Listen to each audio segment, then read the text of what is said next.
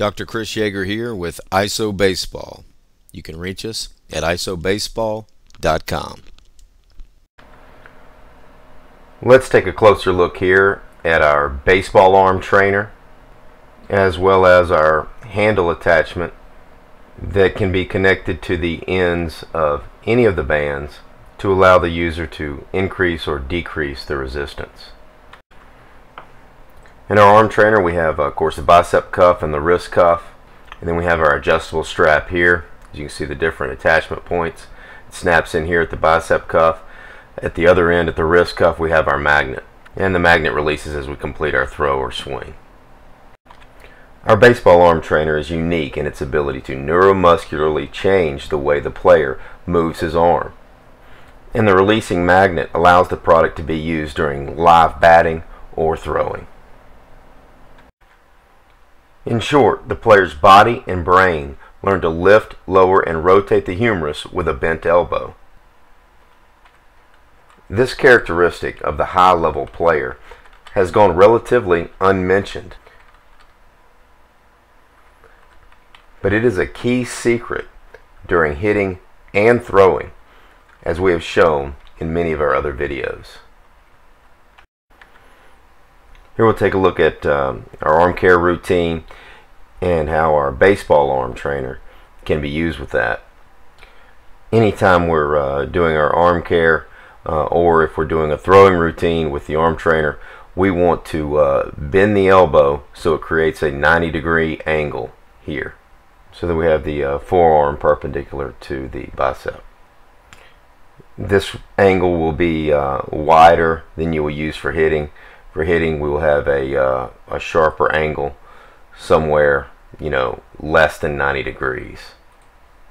But for throwing, simply set your arm at a 90-degree angle and then adjust the strap accordingly.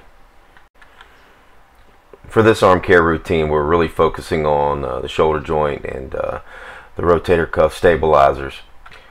We're not looking for activity at the elbow joint. In other words, we don't want that elbow extending and flexing as we go through.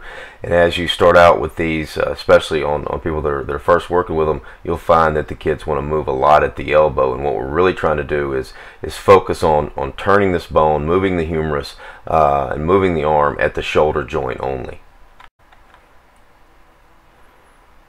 Okay, the first movement we're looking at here is internal rotation at the shoulder joint.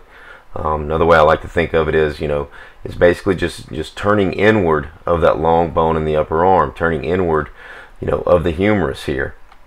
You can really see how the baseball arm trainer really locks in that 90-degree angle. But more importantly than that is it really puts a mental focus on moving that bone, moving that arm at the shoulder joint. Learning to control the movement of the humerus is really a critical aspect of the ISO baseball program. And again, this really helps us isolate it. Again, there's that ISO word again, but it really isolates the shoulder joint, and we're really able to focus on moving the humerus at that point. Again, for this movement, you're going to want to, it starts basically with the hand slightly behind the shoulder line. We're going to maintain the arm parallel to the ground, abducted at 90 degrees, if you will, and then we're going to have the elbow again flexed at 90 degrees. And we're simply going to just focus on just moving at that one joint at the body, moving at the shoulder joint as we bring the hand forward. Again, your focus is on turning the bone inward, maintaining that 90-degree angle, and keeping the bone parallel to the ground as you move. Internal rotation. A player should exhibit quality internal rotation, or this turning in of the bone, as he gets the ball out of the glove, and as the arm extends and he releases the ball, you can easily see the internal rotation. The external rotation, or the turning out of the bone, happens as the ball passes the ear and lays back, creating lag. Let's take a look at an exercise here for the outward rotation of the humerus or also known as external rotation at the shoulder joint. Okay, here I'm working with one of the lighter resistance bands, again attached to our batter's wall there. Okay, and again now we're going to turn the bone in the opposite direction. This is the outward turning of the bone, or external rotation at the shoulder joint. And here you'll take the arm to a position where the forearm is parallel to the ground. Okay, and then again you'll want to keep that elbow again at 90 degrees, and the baseball arm trainer doing a great job at helping us maintain that and focus the movement at the shoulder joint. And you're really just turning the humerus backwards.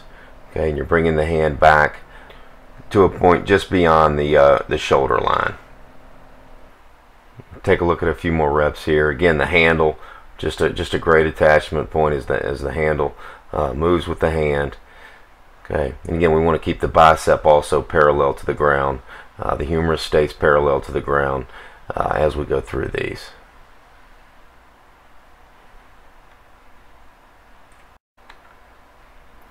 Another very good exercise to work the rotator cuff muscles in the shoulder in general.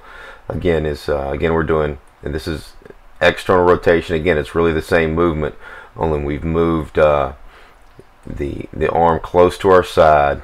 The arm is against our body now. Okay, elbow still bent at 90 degrees. You see the arm trainer helping us out there. Okay, and again we've got our handle here again attached to the batter's wall back there. But again, this is external rotation at the shoulder joint. We're turning the bone out. Okay, and this is just a little bit more stable position. As you do these, you want to bring the hand back to the stomach here, and then you don't want to let the hand get outside the body as you get here. Again, align it with the arm and don't let it get too far out there. This is less throwing specific. In other words, the other exercise we're in more of a throwing position. This is less of that. It's a more stable position, and is going to be easier for the athletes to perform. But again, it's not quite as throw specific. I recommend both positions.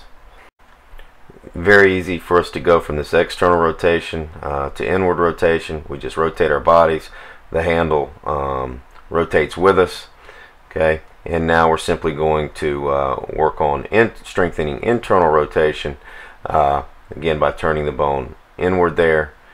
Again, you see the elbow locked at 90 degrees, and we're simply bringing the hand in towards us, working on the inward rotation of the humerus.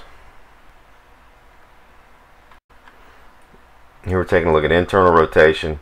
You can see here, get a good shot of the handle there, the arm trainer, and then we're using a heavier band here. I'm using actually the leverage trainer band, and again, you know, you can vary the resistance there on all those. And here you can see the the magnet releases easily. Okay, and then we're going to work adduction at the shoulder joint. We'll go ahead and extend the arm here, and we're going to talk about lifting, and we're strengthening the lowering of that bone, if you will. Okay, movement of the humerus. This is adduction at the shoulder joint, or the lowering of the humerus, bringing it towards our bodies.